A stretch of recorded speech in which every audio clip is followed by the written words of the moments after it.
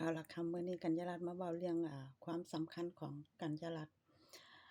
ความสำคัญของกัญญารัตน์ก็คือมีพ่อมีแม่มีลูกๆแล้วก็ผู้คนรอบข้างที่เป็นคนสำคัญของกัญญารัตน์ที่กัญญารัตน์ก็ต้องลุกขึ้นมาเฮ็ดงานแล้วก็หางานเฮ็ดเป็นหลักเป็นแหล่งแล้วก็เฮ็ดของขายยามวันเสาร์วันอาทิตย์ซึ่งอันนี้กัญญารัตน์ก็เฮ็ดมาหลายเป็น10ปีแล้วจ้ะอันนี้ก็คืออ่าเพื่อคนสำคัญที่เพื่อชีวิตของคนในครอบครัวที่สิอยู่รอดมันก็ต้องมีรายจ่ายเข้ามานำทุกมื้ออันนั้นก็ค่าน้ำค่าไฟค่าอยู่ค่ากินค่าเลี้ยงดูคนในครอบครัว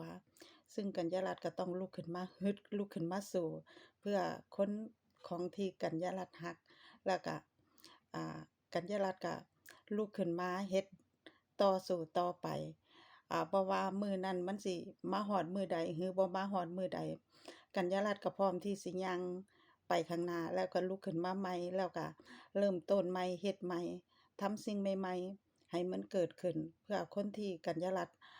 รักสิ่งนั้นก็คือทุกคนรู้ดีว่ากัญญารัตน์รักลูกมากแค่ไหนแล้วก็ทำเพื่อพวกเขามาตลอด